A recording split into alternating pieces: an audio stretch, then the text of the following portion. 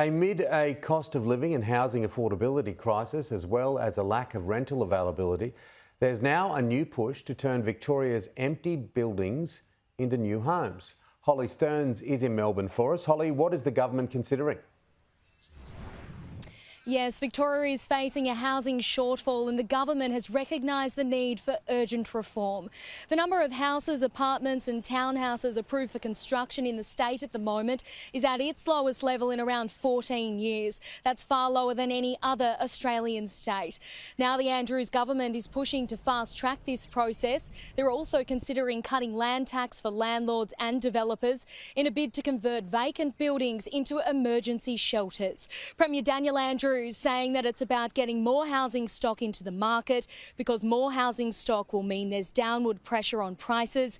People will have the options in housing that they simply don't have now, and if they are there, they're often priced out of them. Now, Housing All Australians is a group that's been behind the push for the government to fast-track this process, even calling for them to bypass local governments.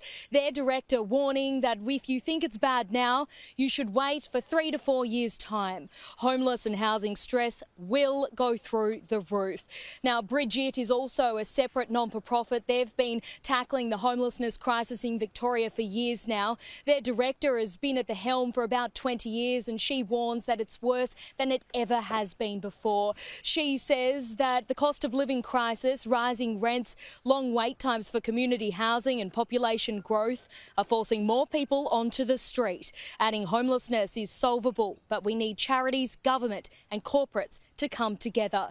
Now, major housing reforms are expected to be announced by the Andrews government later on this year.